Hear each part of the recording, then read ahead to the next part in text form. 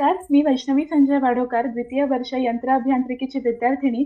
तुम्हा सर्वांचं dialogue of Dias या अभिजातद्वारे आयोजित केलेल्या मुलाखतीच्या चौथ्या भागात तुमचं सर्वांचं स्वागत करते. तर आज आपल्यासोबत आपल्या मुलाखतीसाठी आपल्या महाविद्यालयातील अप्लाइड सायन्स या डिपार्टमेंटमध्ये बायोलॉजी शिकवणारे डॉक्टर महेश फिंदीकर सर आपल्यासोबत आहेत.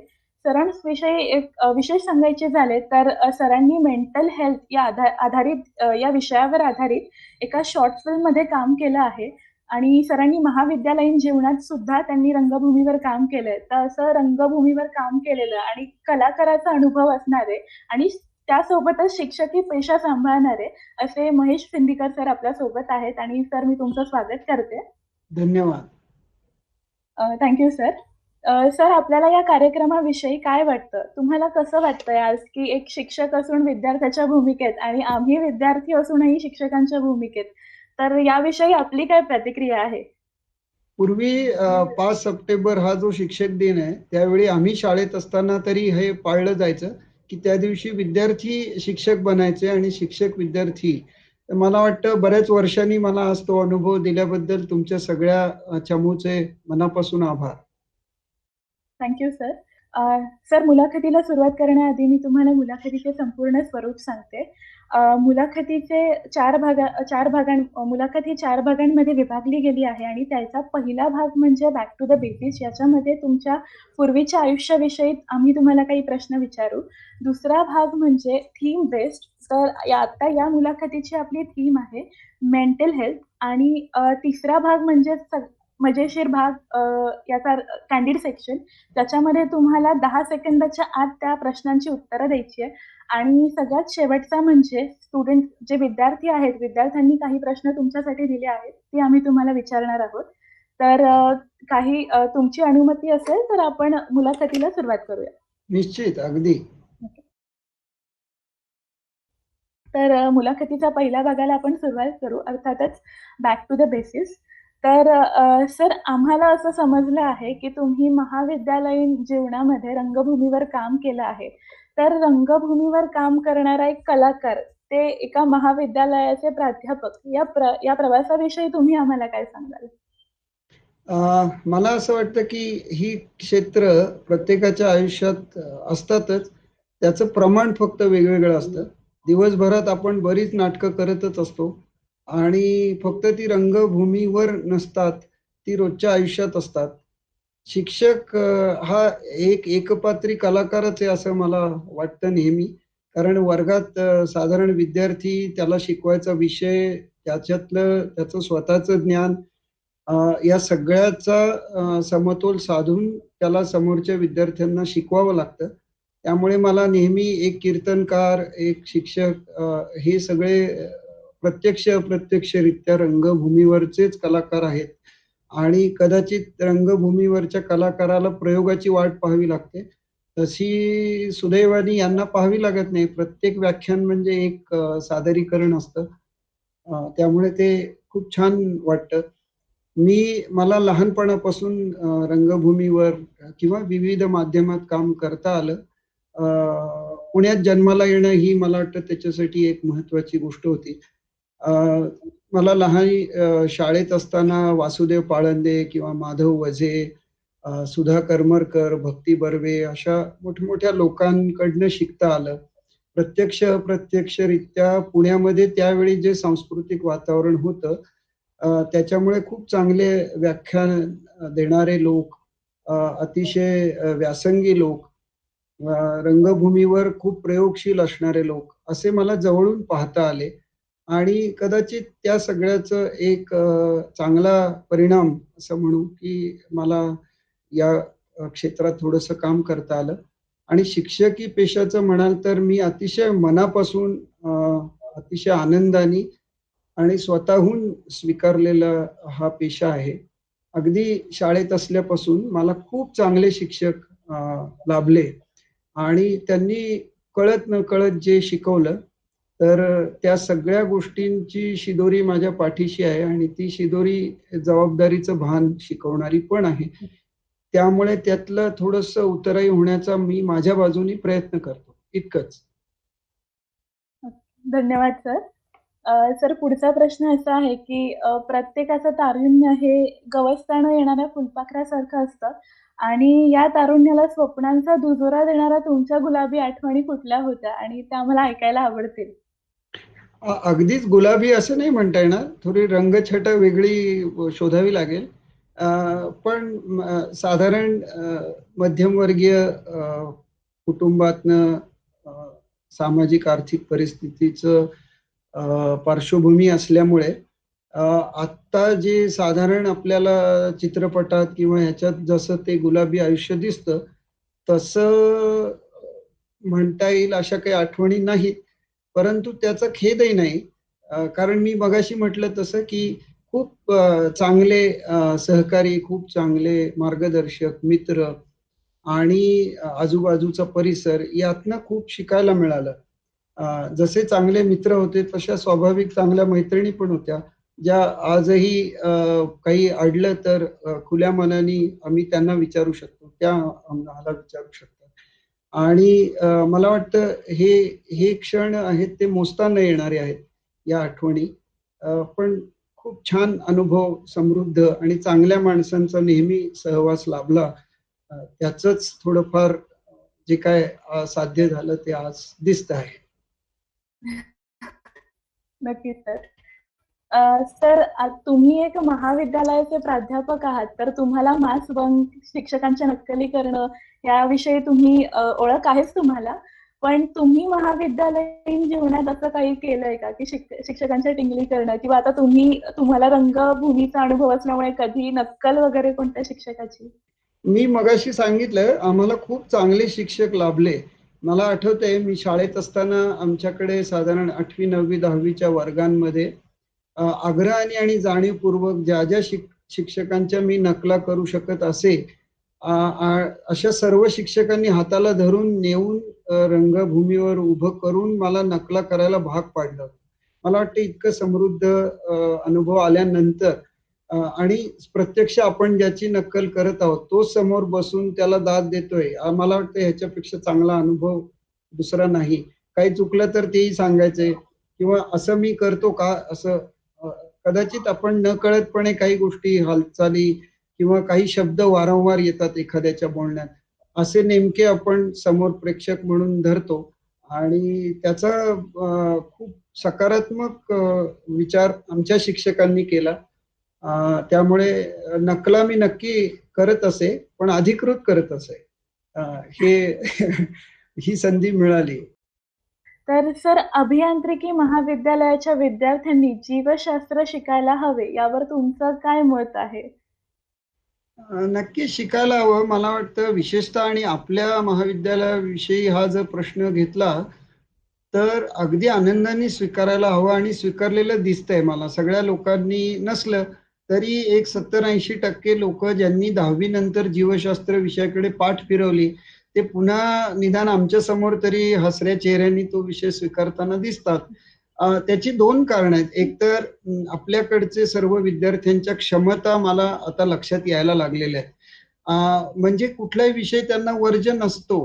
30-40 वेगवेगळ्या कार्यक्रमांमध्ये, म्हणजे प्रकारच्या कार्यक्रमांमध्ये जर उत्साहाने ही सगळी तरुण पिढी सहभागी होते आहे, तर मला वाटतं जीवशास्त्र जो आपल्या सगळ्यांचा विषय आहे, आपल्या सगळ्यांच्या बाबतीतला विषय आहे आणि आजच्या परिस्थितीत तर तुम्ही सगळे अगदी आनंदाने मान्य कराल, की एका न दिसणाऱ्या विषाणू पुढे जग लोटांगण घालतंय. अशा परिस्थितीमध्ये थोडंफार आपल्याविषयी आणि सजीवांविषयी कळलं तर मला नक्की आवडेल. 2 गोष्टी आहेत. एक आहे तत्वज्ञान आणि एक आहे तंत्रज्ञान. तर तंत्रज्ञानाला तत्वाची आधार असणं आवश्यक आहे, परिमाण. आणि तत्वज्ञानचा आविष्कार म्हणजे तंत्रज्ञान असं मला वाटतं. तर ह्या दोन्ही अंगानी मला वाटतं, की तुम्ही सर्व उमलत्या अभियंत्यांनी अतिशय सुहास्य वदनाने हा जीवशास्त्र विषय अगदी तंतोतंत सर्व म्हणजे शास्त्रीय दृष्टिकोनातनं न अभ्यासता आपल्यापुरता काय उपयोगीचा आहे ते तितका विचार नक्की करावा असं मला वाटतं. ज्ञानेश्वरांनी म्हटलंय दुसऱ्या अध्यायात, की सूर्य उगवतो त्यावेळी सर्वच दिशा दिसायला लागतात. म्हणून आपण सगळ्या रस्त्यांनी जात नाही. आपल्याला ज्या रस्त्यांनी जायचंय ती वाट निश्चित त्याला प्राधान्य द्यावं. पण इतर वाटाही लक्षात आल्या तर त्याच्याकडे आनंदाने हं. पाहावं असं बरोबर. मला वाटतं. करणं शक्य आहे. हो. नाही खरंच तुम्ही ज्याप्रमाणे म्हणालात, की या कोरोनामध्ये जो न दिसणारा विषाणू आहे त्याने पूर्ण जगाला हलवलंय. तर खरंच तिथेच कळून जातं, की का गरजेचं आहे आपल्याला त्या सगळ्या गोष्टींची माहिती मिळवणं. तर सर इथे आपला पहिला जो भाग होता तो संपतोय आणि दुसऱ्या भागाकडे आपण वळूयात. तो म्हणजे थीम बेस्ट आणि आपली थीम मी म्हणाले त्याप्रमाणे, की मेंटल हेल्थ अनस्पोकन टॅबू अशी आहे. तर त्याच्या प्रश्नांकडे आपण वळूयात. सर मित्र म्हणजे आपले दुसरे पालक असतात आणि ह्या मित्रांचं जे आपण मार्गदर्शनाने बऱ्याच वेळी पुढे जातो. तर तुमच्या आयुष्यात असे कुठे मित्र होते, की तुम्हाला कधी नैराश्य आलंय आणि त्यांनी तुम्हाला खूप मदत केली आहे आणि त्याचा तुमच्या आयुष्यावर अजूनही प्रभाव आहे आणि तुम्हाला ते अजूनही आठवतात. तर असा तुमचा कुठला प्रसंग? नाही, असे अनेक प्रसंग आहेत. मी म्हटलं तसं अगदी शाळा की जिथे आपण सलग 7-8 वर्ष घालवतो. हं. त्याच्यानंतर महाविद्यालय असेल, आपण जिथे राहतो तिथले आसपासचे आपले मित्र परिवार असतील आणि मित्र म्हणजे बरेचदा आपण संकुचित वृत्तीने समवयस्क मित्र म्हणतो. पण आपल्यापेक्षा काही मोठे अनुभवी लोकं आहेत आणि आपल्यापेक्षा लहान म्हणजे मी आज या महाविद्यालयात 10 वर्षे वावरतोय ना, तर तुमच्यासारखे अनेक मित्र म्हणजे मी मित्र मानतो. त्यांच्याकडनं खूप शिकायला मिळतं. अगदी लहान-सहान गोष्टी असतात. म्हणजे वर्गात तुमचा एक प्रतिनिधी असतो. आता अ, दरवेळी 5-6 विभागांना मी शिकवतो, तर 5-6 वेगवेगळे मित्र मला मिळतात आणि विषयाचं हे बाजूला सारून सुद्धा नंतर ते ओळख ठेवतात, आठवणी ठेवतात. काही चांगले प्रसंग ते आवर्जून सांगतात. काही कटू आठवणी पण असतात, त्याही अ, नमूद करतात आणि हे त्यावेळी तुमचं आवडलं नव्हतं असंही म्हणतात. पण मला वाटतं ज्या मोकळीकीने ते आमच्याशी बोलतात, तर हं. ते एक म्हणजे यशस्वीतेचं द्योतक आहे असं मला नेहमी वाटतं. तू म्हणलीस तसं अनेक प्रसंग आहेत, की जिथे मित्रांनी अ, अगदी समवयस्क मित्रांनी सुद्धा मदत केली आहे. मी अगदी एक महत्त्वाचं हे सांगेन, की महाविद्यालयीन आयुष्यामध्ये आमच्या पुढच्या वर्गांमध्ये शिकणारा एक मित्र होता. आणि त्याला नेहमी आम्ही म्हणायचो, की "असा इतका तू मोकळा, आनंदी कसा असतोस नेहमी?" म्हणजे असे बरेच व्याप असतात ना आपल्याला, की हे आजच्या आज हो. द्यायचंय, हे उद्या जमा करायचंय, हे शिक्षक असे आहेत वगैरे असं सगळं. तर तो म्हणाला, की "मी एवढाच विचार करतो, की समजा हे नाही झालं, तर फार काय होईल?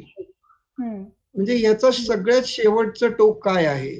तो जर विचार हं. आपण आजच केला ना, तर मग आपल्याला किरकोळ मधल्या गोष्टी आहेत ना, त्या इतक्या गंभीर वाटेनाशा होतात. आणि मला वाटतं ते खूपच मला आवडलं त्याची विचार करण्याची पद्धत, की यानी काय होईल? फार तर मी नापास होईल. याच्या पलीकडे हो. काय होणार आहे? असा जर आपण म्हणजे हा काही खूप म्हणजे ज्याला पाठिंबा द्यावा असा विचार नाहीये. हं. परंतु असा जर विचार आपण छोट्या-छोट्या गोष्टींमध्ये केला ना, तर मला वाटतं खूप खूप भीती आपली कमी होते आणि हो. आता जो मूळ मुद्दा तू सांगितला, की एक एक प्रकारचं नैराश्य, एक प्रकारची भीती, हं. जी विनाकारण आपल्यावर लागू होतेय, तर ती कमी करण्यासाठी अशा थोड्या दिलखुलास गोष्टींचा किंवा काही-काही गोष्टी आपण विनाकारण गांभीर्याने घेतो, की हं. कोणीतरी माझ्याविषयी काहीतरी बोललंच असेल. मग आपण तसाच विचार करायला सुरुवात करतो. मग नंतर एक साधारण महिन्याभराने कळून, की हे तेव्हा असं घडलंच नव्हतं किंवा ही व्यक्ती आपल्याविषयी असं बोललीच नव्हती. आणि मग तुम्ही तो घालवलेल्या महिन्याभराचा जो काळ आहे, तो काही परत आणू शकत नाही. तर बरं. त्याच्यापेक्षा तुम्ही थोडंसं मोकळं राहिलत आणि त्या व्यक्तीला थेट जाऊन विचारलत, की "बुवा असं-असं मला वाटतंय किंवा कळलंय, तर काय तुमचं मत आहे?" हं. अ, असं मला वाटतं करायला हरकत नाही. मी काही कुणाला म्हणजे माझ्या अनुभवाचे हे देण्याइतका मोठा नाही. पण खूप लहान-सहान गोष्टी असतात. आपण नेहमी काहीतरी आदर्श विचारसरणीच्या नादी लागतो आणि मग ते आपल्याला झेपत नाही. तर बरोबर आहे. त्याच्यापेक्षा बरेचदा सोपी, साधी, सरळ विचारसरणी काय आहे? अ, हं. तर याचा विचार करावा. 4 लोकं त्याच्यातनं गेलेली असतात. त्यांचा सल्ला घ्यावा हो. आणि स्वाभाविक आहे प्रत्येक गोष्ट आपल्याला जमणं शक्य नसतं. पण त्यातलं जेवढं जमेल तेवढं आवर्जून घ्यावं. हं. बरोबर आहे. खरंच तुमच्या मित्रांनी सांगितलेला सल्ला हा आम्हालाही उपयोगी पडणार आहे, कारण एक इंजिनियर म्हटलं की एक 100 एक खरंय. असाइनमेंट भरायच्या. तर खरंच खूप चांगला सल्ला होता. तर सर तुमच्याविषयी आम्हाला असं कळालं की तुम्ही नुकताच एका मेंटल हेल्थवर आधारित एका मूव्हीमध्ये शॉर्ट फिल्ममध्ये काम केलंय आणि त्यामध्ये तुम्ही विद्यार्थ्याचा मित्र अशी भूमिका बजावली आहे. तर तेच रिअल लाईफमध्ये वास्तविक जीवनात तुम्ही एक विद्यार्थ्याचा एक मानसिक सहाय्यक म्हणून शिक्षक या शिक्षकाच्या भूमिकेविषयी काय बोलाल? निश्चितच मी भाग्यवान समजतो मला, की विशेषतः या महाविद्यालयात आणि याच्या आधी मी जिथे-जिथे काम करत होतो, तिथे अशा प्रकारचे विद्यार्थ्यांना समजून घेण्याच्या भूमिकेत मला वावरता आलं. त्याचं मुख्य कारण असं की थोड्याफार अशा संकटातनं मी माझ्या वेळी विद्यार्थी दशेत गेला असल्यामुळे मला थोडीशी जाणीव होती. पण इथे आल्यानंतर मी खूप वेगवेगळे आणि एका अर्थी विचार करायला भाग पाडणारे आणि क्लेशकारक म्हणता येतील इतक्या परिस्थितीत विद्यार्थी मित्र आपले असतात. मला आठवतंय मी इथे रुजू झाल्यानंतर एक 2-3 वर्षांनी खळदकर मॅडमकडे भेटायला, म्हणजे त्या विभाग प्रमुख होत्या त्यावेळी, तर त्यांना भेटायला आलेला एक विद्यार्थी चुकून माझ्या कडे आला, भेटला आणि तो म्हणला की सर मला सोडून जायचं आहे. मी पहिल्या वर्षात पोहोचलो, परंतु माझी घरची परिस्थिती अतिशय सामान्य आहे. वडील नाहीत, आई कशीबशी गुजराण करते आणि मी इथे शिकू शकत नाही. तर मी पुन्हा औरंगाबादला जातो आणि मी तिथे शिक्षण घेतो. मग त्याला मी विचारलं तेव्हा लक्षात आलं की एक 8-10 दिवस झाले होते त्याचं महाविद्यालय सुरू होऊन आणि त्याला वसतिगृहात हे मिळाली नव्हती जागा. तर तो शिवाजीनगरच्या बस स्थानकात रोज रात्री झोपायचा. सकाळी येऊन आपल्या इथे आवरायचा आणि व्याख्यानांना हजर राहायचा आणि असे त्यांनी 8 दिवस काढले. तर त्याच्या शेजारी त्या बस स्थानकात त्या रात्री असणाऱ्या बाईंनी त्याला जेवू घातलं वगैरे, असं म्हणजे एक मन हेलावून टाकणारी गोष्ट मी ऐकली आणि मला क्षणभर काही सुचेना. मी तात्काळ म्हटलं की तुझी राहण्याच्या व्यवस्थेची तू काळजी करू नकोस. कारण आपलं वसतिगृह इतकं मोठं आहे की एक विद्यार्थी सहज तिथे कुठेतरी, आणि आपले मित्र पण इतके चांगले आहेत की ते नक्की तुला राहू देतील. आणि तसंच झालं. आणखीन त्यांनी नंतर पूर्ण आपलं शिक्षण, त्याला नंतर आपण एक आर्थिक मदतीसाठी प्रयत्न केले, ती त्याला मिळाली. नुकताच तो मला वाटतं 2018 मध्ये त्यांनी शिक्षण पूर्ण केलं. तो आता जर्मनीमध्ये आहे आणि अतिशय यशस्वी अभियंता म्हणून नावारूपाला आलेला आहे. मला असं वाटलं की कदाचित आपण जर त्या दिवशी भेटलो नसतो, तर तो आज म्हणजे तो यशस्वी झालाही असता कदाचित. परंतु ते जर-तरवर अवलंबून होतं. मला अतिशय बरं वाटलं की त्या विद्यार्थ्यांनी किंवा आपल्या विविध विद्यार्थ्यांना आपण असरकारी सगळ्या शिष्यवृत्त्या देण्याचा प्रयत्न करतो. तर आपलं हे एकूण कामकाज बघून अन्य आपली जी महाविद्यालय अवसरीचं आहे किंवा पदव्युत्तर शिक्षणाचं आहे, पदविका शिक्षणाचं, असे सर्व महाविद्यालयांनी आपल्याला गळ घातली की तुम्ही आमच्याही विद्यार्थ्यांना मदत करा.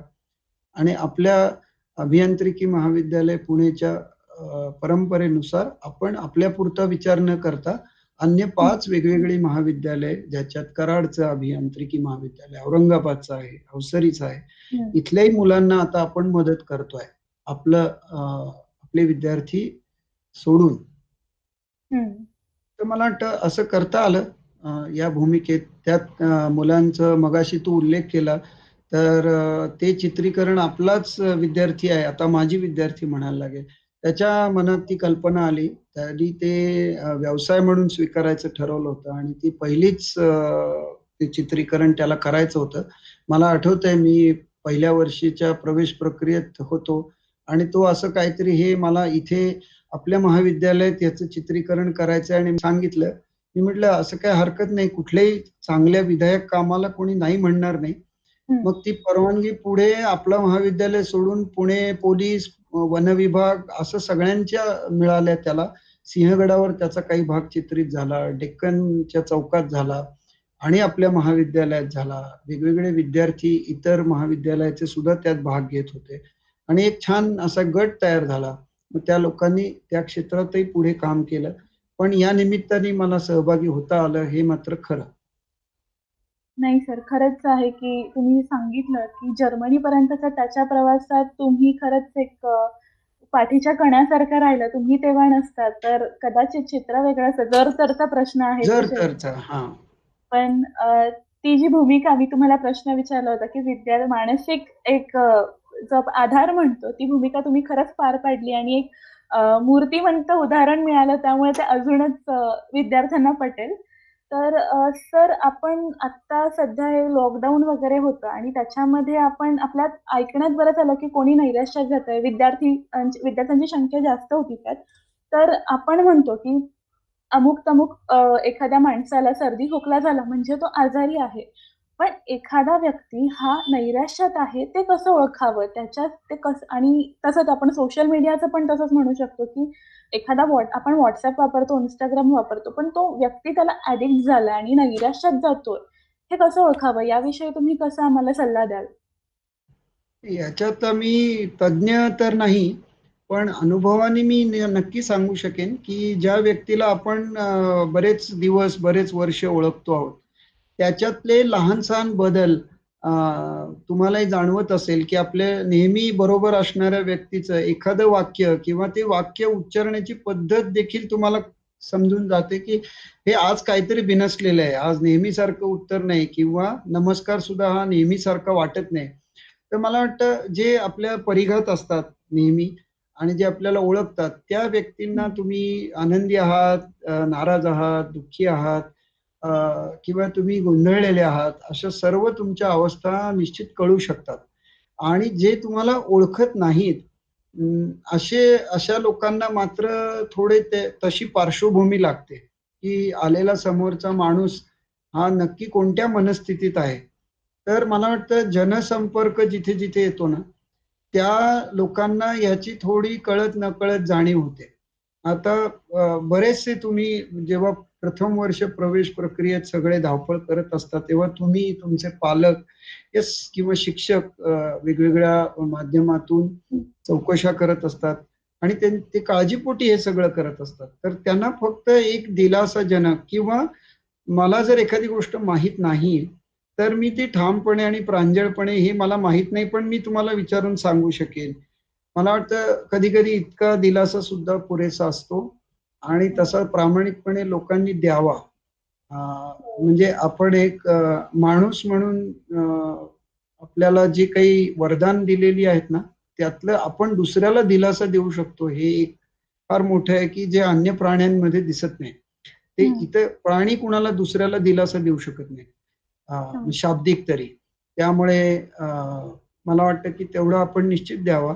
ते एक शस्त्र म्हणून आपण जसं बऱ्याचदा चुकीच्या वाटेने वापरतो शब्द, तर ते चांगल्या गोष्टींसाठी तुमच्या आयुष्यात तुम्हाला अनंत प्रसंग असतील, की जिथे समोरच्या माणसाने आपल्यासाठी काही केलेलं नसतं, पण त्यांनी खूप 4 चांगले शब्द आपल्याशी बोललेले असतात आणि तो माणूस का कुणास ठाऊक नात्या-गोत्याचा तरी आपल्या कायम लक्षात राहतो, की ह्या दिवशी या कार्यालयात मी गेलो होतो, मी प्रचंड गोंधळलेला होतो किंवा संकटात होतो. पण ह्या व्यक्तीने मला माझं स्वागत केलं, मला निदान बसा म्हणाला, आणखीन माझं ऐकून घेतलं. भले त्याच्याकडे काही त्याच्यावर उपाय नव्हता.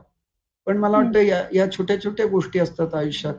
तर तुम्ही तेवढ्या नक्की आपण प्रयत्न करू शकतो, की आपण काही नाही तर दिलासा तर देऊ शकतो.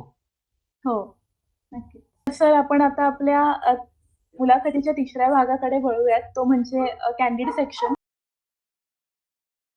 तर सुरुवातीलाच मी तुम्हाला एक ऑडिओ क्लिप ऐकवते आणि त्याच्यावर तुमची प्रतिक्रिया काय आणि तुम्हाला काय आठवतं ते सांगा.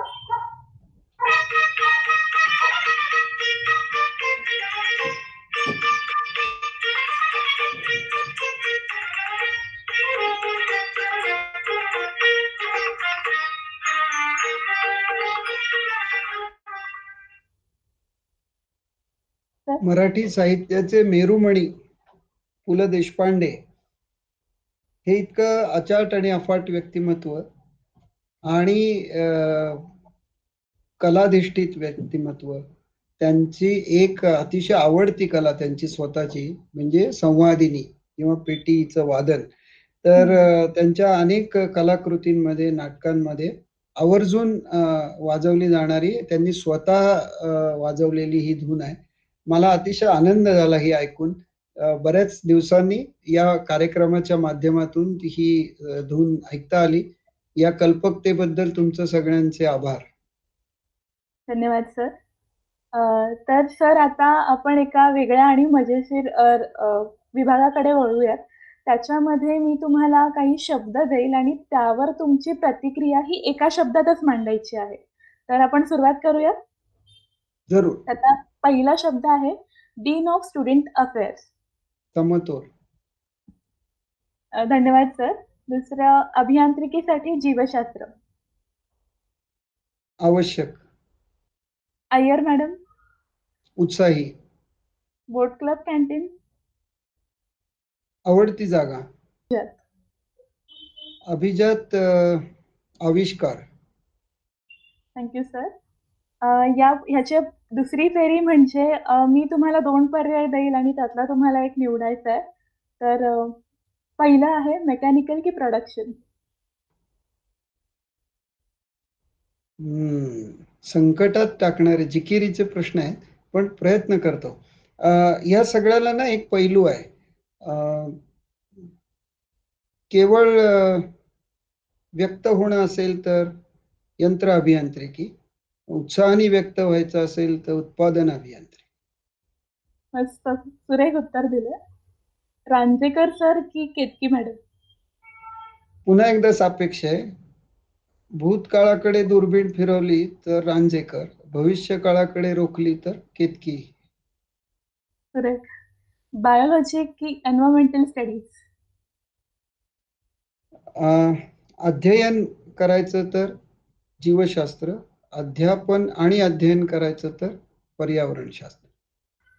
कॅमेरा पुढील अभिनय की रंगमंचावरील अभिनय. जतन करायचं असेल तर कॅमेरा पुढचा, वृद्धिंगत करायचं असेल तर रंगमंचावर. अप्रतिम. तर यापुढे एक प्रश्न आहे, अप्लाइड सायन्स व्यतिरिक्त आवडणारे डिपार्टमेंट.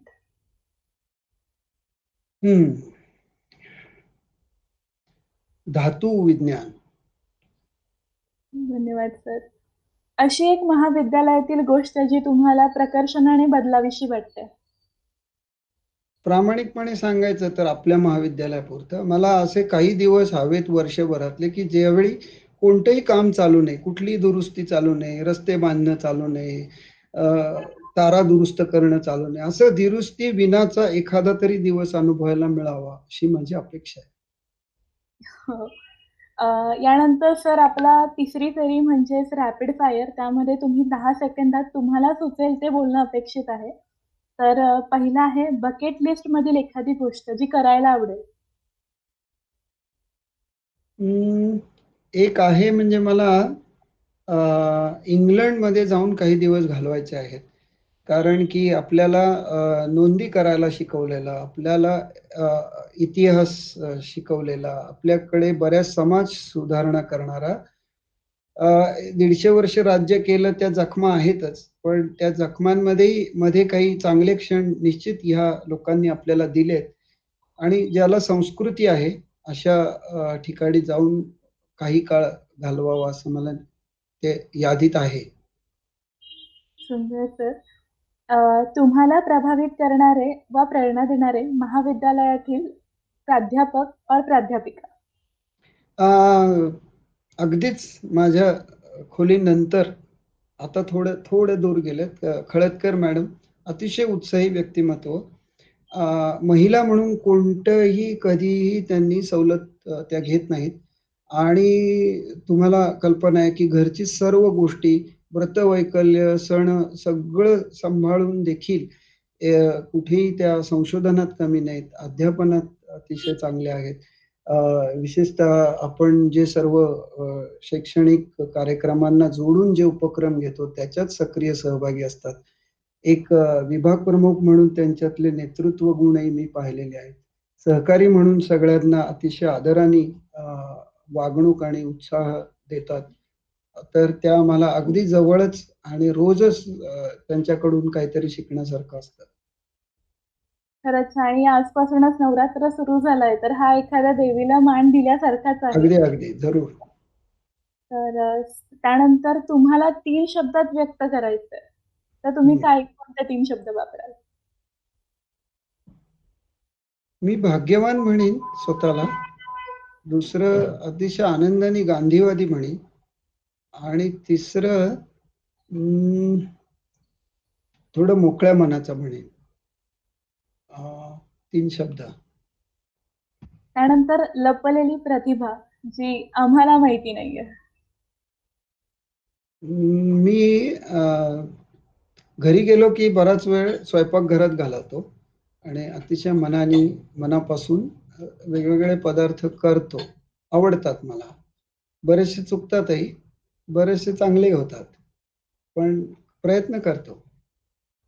म्हणजे रंगभूमीवरची ती कला आणि पाककला, ही पण एक तुमचा एक हां. वेगळा पैलू कळाला आवड आम्हाला. आहे, आवड आहे. हो. तुमच्याबद्दल अशी गोष्ट जी ऐकून विद्यार्थ्यांना आश्चर्य होईल. आश्चर्य वाटेल. हे तमिळ चित्रपटसृष्टीचे जे असतात ना चित्रपट, ज्याला टॉलीवूड असं म्हणतात. हे हो. मला भयंकर आवडतात आणि तल्लीन होऊन मी ते पाहतो. ते का पाहतो याचं माझ्याकडे उत्तर नाहीये. पण मी पाहतो. मला खूप आवडतात. हे कदाचित एकूण म्हणजे एखादा सांस्कृतिक धक्का बसावा असं वाटावं असं आहे. पण मला आवडतात ते मनापासून आवडतात. अ, अ, तर सर पुढचा प्रश्न असे एखादे आवडते गीत ज्याचे तुम्हाला पूर्ण बोल माहिती आहेत? अर्थातच "ए मेरे वतन के लोगो" लता मंगेशकरांनी गायलेलं माझं सगळ्यात आवडतं गीत. मला वाटतं मंत्रच म्हणावा लागेल भारतासाठी तो. अगदी बरोबर. त्यानंतर सी बद्दलची सर्वात आवडणारी गोष्ट? सगळ्यात आवडणारी गोष्ट मला आणि अभिमान ज्याचा वाटेल ते म्हणजे आपले माजी विद्यार्थी आणि त्यांचं संस्थेशी असलेलं नातं. बरोबर. बोट क्लब कॅन्टीनमधील सर्वात आवडणारी गोष्ट? बोट क्लब कॅन्टीनमध्ये असलेली सर्व प्रतिकूल परिस्थिती लक्षात घेऊनही चेहऱ्यावर हास्य ठेवून आपल्याला सेवा देणारे त्याचे मालक. अप्रतिम. तर सर आपण आपल्या मुलाखतीच्या शेवटच्या म्हणजे 4थ्या भागाकडे वळूया. विद्यार्थ्यांनी सुचवलेले प्रश्न आपण घेतोय. प्रश्न असा आहे, की सध्या मोबाईल WhatsAppवर वेगवेगळे स्टिकर्स अथवा मीम्स प्रचलित आहेत. तुमच्याबद्दल देखील असे मीम्स व स्टिकर्स WhatsAppवर फिरतात. तुम्हाला याबाबत काही कल्पना आहे का? आणि यावर तुमची प्रतिक्रिया काय आहे? मला कल्पना नाहीये आणि माझी प्रतिक्रिया खूप सकारात्मक आहे. मला अवश्य आवडेल, की अशा सर्व त्याला मराठीत मिश्किल्या म्हणू आपण. त्या जर अशा दाखवल्या ह्या चर्चेच्या इथे खाली संयोजन करताना तर मला आवडतील बघायला. मी पूर्वीच्या काही विद्यार्थ्यांच्या गटाने ना माझी एक लघु स्वाक्षरी होती. त्यात अध्यक्षर होती महेश रवींद्र शिंदीकर. ते म.र.शी असं. तर ते माशी असं दिसायचं. तर ते मला सगळे माशी म्हणायचे. जे नावाने ओळखायचे नाहीत ते. ते मला आठवतंय. पण हे आता त्यानंतरचं हे प्रगत तंत्रज्ञ आहे. ते माहीत नाही. तुम्ही अवश्य पाठवा. हो, नक्कीच सर. सर तुम्ही बायोलॉजी शिकवता आणि इथे अभियांत्रिकीला अ, खास करून सी-ओ-ई-पीला येणारे विद्यार्थी हे 11वी-12वी बायो ड्रॉप करतात कारण की त्यांना अभियांत्रिकीला यायचं असतं.